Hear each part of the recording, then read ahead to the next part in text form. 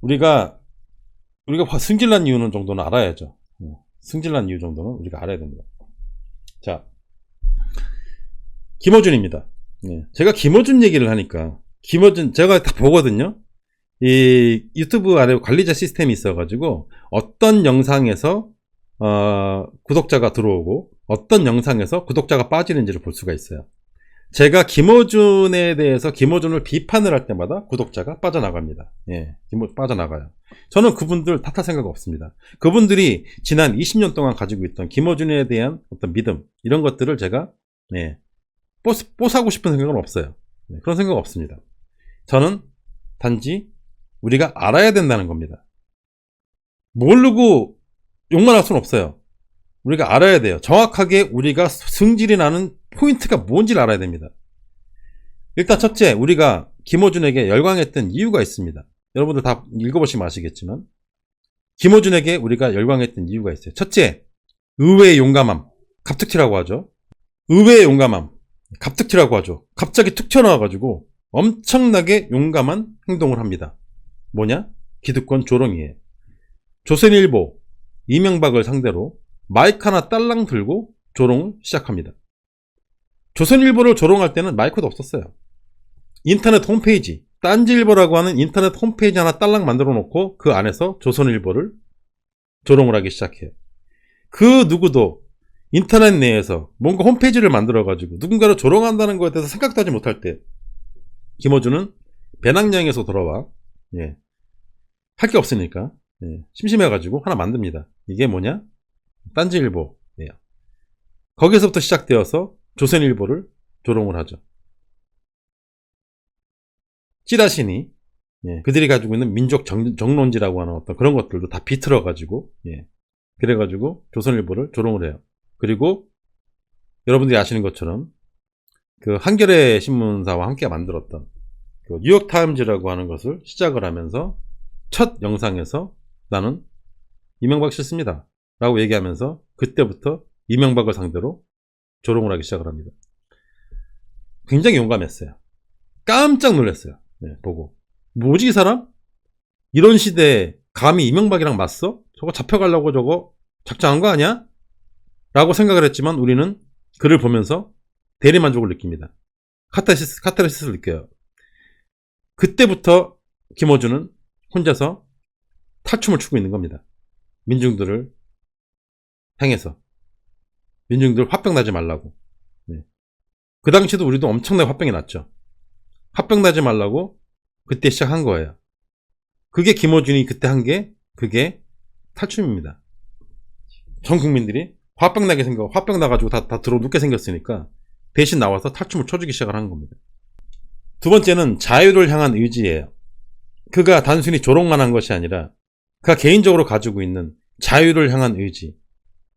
이것은 엄숙주의라든지 어떤 그런 기득권들이 가지고 있는 어떤 그런 엄숙함에 대한 어떤 그런 것을 완전히 깨버리는 사회적인 통념을 깨는, 사회적 통념에 대한, 그동안 대한민국 사회를 지배하고 있던 통념을 깨는, 통념을 조롱하는 그런 모습을 보입니다. 여러 가지 많은 걸 보였어요. 육식주의자이고요. 자유로운 영혼이고 잠들지 않는 방랑자의 모습을 보여줬고, 전국 전 세계를 배낭여행을 하고 2년 동안 잠들지 않는 방랑자죠. 나는 말한다, 코로 존재한다. 쉴 새 없이 떠듭니다. 쉴 새 없이. 매주 같은 시간 나와가지고 쉴 새 없이 막 떠들어요. 그런 모습을 우리에게 보여줍니다. 저도 정확히 분류를 하자면 저도 자유주의자입니다. 여러분들도 그러하듯이 자유를 추구하고요. 저는 제가 가지고 있는 그 어떤 사상들 중에 저의 자유가 가장 상위에 존재합니다. 국가주의, 어떠한 이념들, 어떤 공동체의 이익, 돈, 명예, 솔직히 말해서 가족도 포함시켜요. 이 모든 것들을 다 초월하는 저만의 가장 상위 개념은 자유입니다. 저는 완벽한 자유주의자예요. 미친놈이죠. 김어준 씨도 마찬가지입니다. 이 사람도 자신이 가지고 있는 자유의지에 대한 어떤 그런 게 굉장히 강한 사람이에요. 그게 대중들에게, 그 당시에 억압받던 대중들에게 그냥 그대로 다가오게 된 거예요. 그 글을 보면서 우리는 자유를 느끼게 된 겁니다. 저도 마찬가지입니다. 제가 원래 가지고 있던 생각이 자유주의 생각이 워낙 강하다 보니까 저랑 비슷한 사람을 보면서 카타르시스를 느낀 거예요. 그것 때문에. 그리고 세 번째는 세상을 보는 통찰력입니다. 무학의 통찰이라고 얘기를 합니다. 본인 스스로. 나는 잡놈이다라고 얘기를 합니다. 그러면서 무엇을 조롱을 하냐면 지식에 대한, 지식주의에 대한 조롱이에요. 많이 배운 것들에 대한 조롱. 많이 배웠다고 해서 죄가 되는 건 아닙니다. 많이 배웠다고 죄가 되는 것이 아니라 이 사람이 하는 얘기는 제가 하는 얘기도 마찬가지예요. 많이 배웠는데 자신이 가지고 있는 지식을 가지고 국화가세라고 하죠. 학문을 꼬아서 세상을 속이려고 하는 그런 것들에 대해서 조롱을 하는 거예요. 많이 배우고 많이 가지고 있는 지식을 가지고 대중을, 민중을 이용해 먹으려고 하는 자들을 향해서 무학의 통찰과 나는 잡놈이라는 말을 내세워가지고 그들을 마음껏 조롱합니다. 대중은 역시 마찬가지로 그에게 열광을 합니다. 바로 저거야. 바로 저거야. 책에서 배우는 지식이 뭐가 중요해? 세상을 살면서 얻은 통찰력. 정말 진정하게 우리가 인생을 살면서 가치관을 만들 때 정말 무엇이 중요한디? 무엇이 중요한디라는 생각을 하면서 김어준에게 열광을 합니다. 네 번째는 자신에 대한 무한 사랑입니다. 그가 한 강연들을 챙겨보신 분들은 아시겠지만 그는 타인들이 하는 나에 대한 어떤 스스로에게 자기 자신들에게 대한 어떤 평가에 대해서 조롱을 합니다. 네가 보는 내 모습은 내가 아니야. 나의 진짜 모습은 아름답지. 나는 나를 사랑해. 내가 나를 사랑하기 때문에 나는 남을 사랑할 수도 있고 세상을 바꿀 수도 있어. 나를 사랑하지 않으면 남도 사랑할 수 없고 세상을 바꿀 수도 없어. 이 모든 것들의 출발은 나를 사랑하는 것으로부터 시작한다 라는 이야기를 사람들에게 합니다. 이 역시 사람들을 열광하게 만듭니다. 우리가 잠시 놓치고 있었던 거거든요. 남들이 날 어떻게 볼까? 저 사람은 날 어떻게 생각할까? 내가 이야기를 했을 때 그 사람은 나에 대해서 어떤 평가를 할까? 부장님은 날 어떻게 생각하실까? 사장님은 날 어떻게 생각하실까? 오늘 미팅에서 만났던 저 여자는 날 어떻게 생각할까? 에 대해서부터 벗어나서 스스로를 사랑하고 스스로를 아낄 줄 알아야 남을 사랑할 수 있고 세상을 바꿀 수 있다 라는 생각을 사람들에게 보여줍니다. 이게 사실 크게 나누면 이 한 네 가지 정도가 우리가 김어준에게 열광을 했던 사실 그런 이유예요. 그러면 도대체 그럼 우리는 지금 도대체 왜 김어준에게 이렇게 아쉬워하며 김어준에게 손가락질을 하며 심지어 저는 김어준을 조롱합니다. 부인하지 않겠습니다. 저는 그를 조롱하고 있습니다. 그 인간을 조롱하는 건 아니에요. 그가 이번 선거에서 보여주었던 모습에 대해서 저는 조롱을 하고 있습니다. 왜 그러냐? 첫째, 희미해진 용감함입니다. 이재용도 이명박도 조선일보도 다 여전한데 심지어 윤석열하고 똘마리들까지 지금 설쳐대고 있는데 그의 용감함은 도대체 어디로 갔습니까? 어디로 갔습니까? 그 용감했던 김어준은 도대체 어디로 갔나요? 도대체 그의 입에서부터 저런 소리 못 들은 지 꽤 됐습니다. 심지어 윤석열에 대해서는 쉴드까지 내가 알아봤더니 그거 아니더라. 내가 알아봤더니 그 근거 없더라 라는 이야기를 하면서 쉴드를 칩니다. 정말 이상합니다. 정말 이상합니다. 2번, 타인의 자유의지까지 컨트롤하면서 즐기는 건가라는 생각이 들어요. 본인은 자유를 그렇게 상위 개념으로 놓고 있으면서 자신의 자유의지를 가장 상위 개념으로 놓음에도 불구하고 타인이 가지고 있는 자유의지를 자신이 조정할 수 있다고 믿는 것은 혹시 아닌가? 그걸 가지고 놀고 있는 것은 혹시 아닌가? 즐기는 것은 아닌가라는 생각이 들어요. 그 생각이 듭니다. 세 번째는 점점 권력과 가까워지며 권력화되어 가고 있는 그를 보면서 멀게 느껴집니다. 그는 무학의 통찰, 나는 잡놈이야를 외쳤어요. 요즘에 하는 것을 보면 자신의 어떤 무학이라고 하는 것이 가지고 있는 어떤 핸디캡을 권력과 가깝고 그리고 유명한 사람과 친하다는 것을 가지고 혹시 커버하려고 하는 거 아닌가 그런 생각까지 듭니다. 언뜻 그런 얘기를 해요. 김어준은 지금 현재 당대표가 계속 이해찬이면 좋을 겁니다. 예. 사실 이해찬 대표는 이번 8월 달이면 임기가 끝나요. 그리고 몸도 지금 건강 상태가 많이 안 좋으십니다. 예. 하지만 저도 이해찬 대표 굉장히 좋아합니다. 예, 좋아해요. 하지만 굉장히 많이 편찮으세요. 그럼에도 불구하고 김어준은 이해찬 대표가 계속 당대표였으면 하면 할 거예요. 예. 그런 말을 언뜻 합니다. 농담인지 진담인지 농담 반 진담 반 얘기해요. 왜냐? 친하니까. 민주당의 당대표를 마음대로 할 수 있다는 것은 대한민국에서 엄청난 권력이죠. 대한민국에서 엄청난 권력입니다. 만약에 당대표로 자신이 전혀 컨트롤할 수도 없고 자신과 친하지도 않은 사람이 왔다. 어떻게 될까요? 좀 그렇죠? 네. 그러면 김어준은 다음 행보로 무엇을 할 것인가에 대해서 살짝 보입니다. 솔직히 까놓고 말해가지고 한번 봅시다. 뭐 하는지, 제 말이 맞는지 틀리는지 한번 보자고요.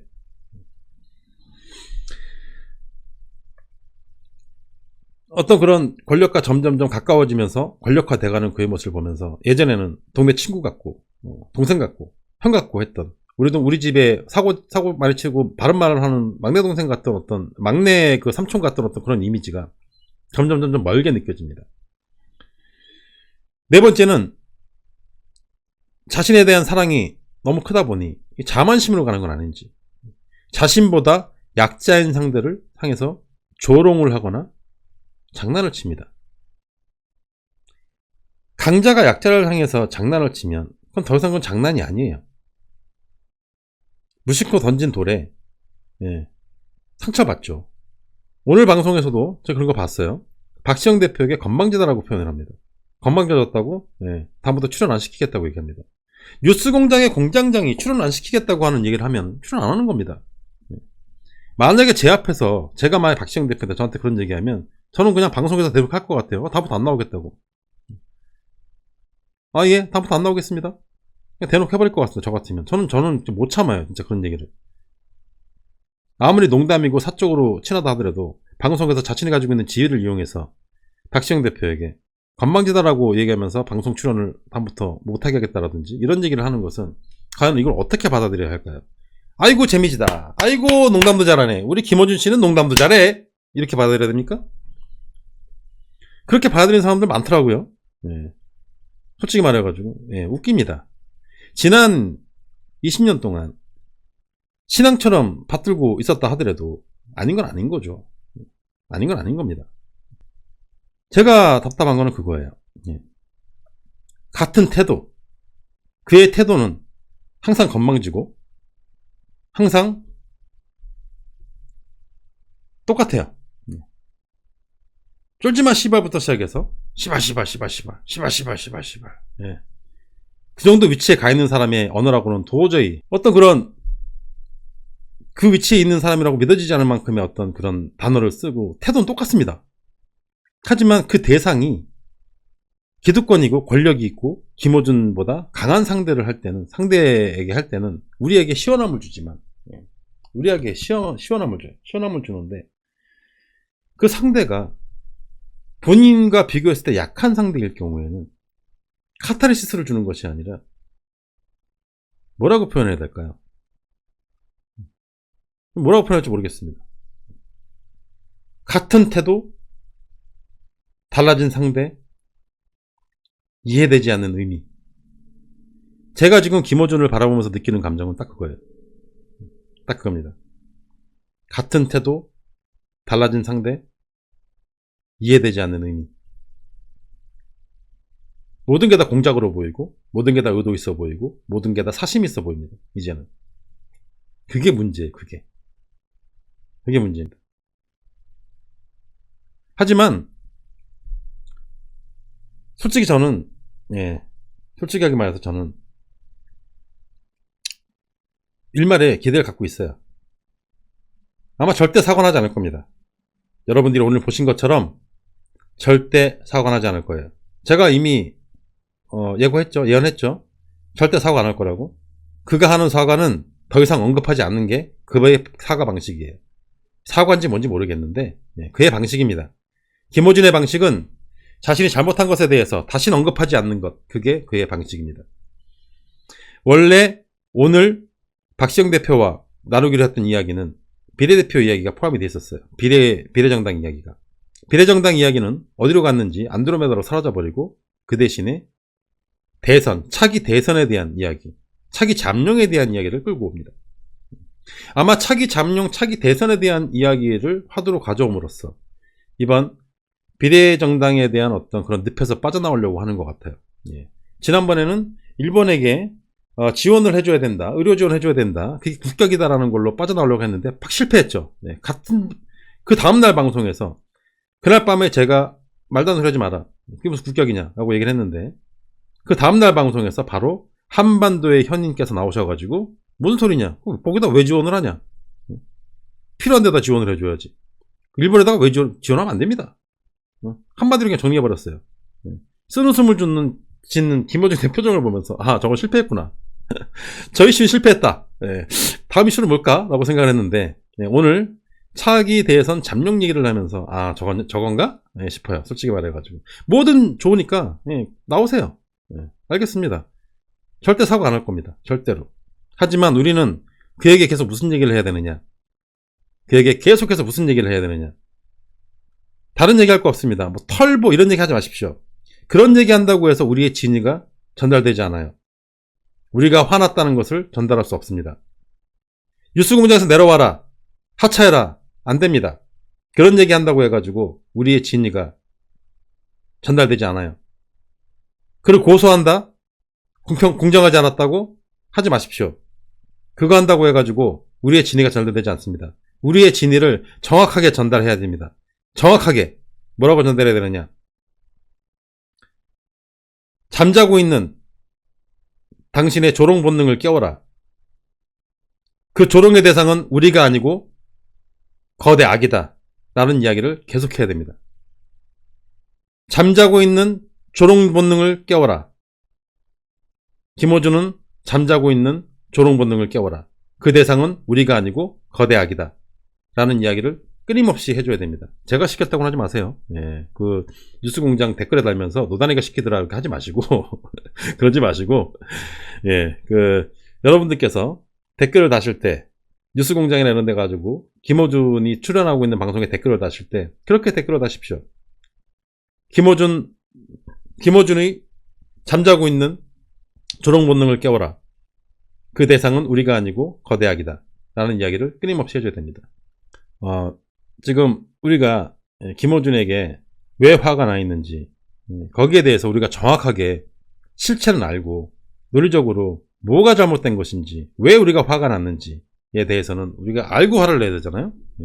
모르고 화를 내면 화병이 잘 안 풀리는데 알고 화를 내고 포인트를 잡아서 화를 내면 또 금방 풀립니다. 그렇기 때문에 우리가 포인트를 알고 화를 내야 된다, 그런 말씀을 드립니다.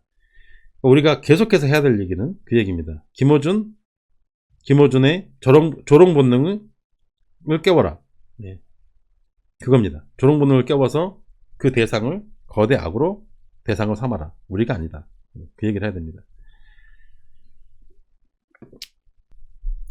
우리가 다시 말씀드리지만 여기서 떠든다고 해가지고 김어준이 뭐 듣긴 하겠습니까? 왜 듣습니까? 개미 새끼 하나 떠드는 거랑 똑같겠죠. 김어준 입장에서는. 김어준이 듣든 말든 관계없어요. 관심 없습니다. 물론 우리 같은 개미들이 자꾸 떠들다 보면 여기서 떠들고 저기서 떠들고 하다 보면 언젠간 전달이 될 수도 있을 겁니다. 전달이 될 수 있을 거예요. 하지만 제가 원하는 1차적으로 제가 원하는 것은 뭐냐면 우리끼리 이렇게 욕하고 잘못된 거 잘못됐다 지적하고 비판할 때 비판하고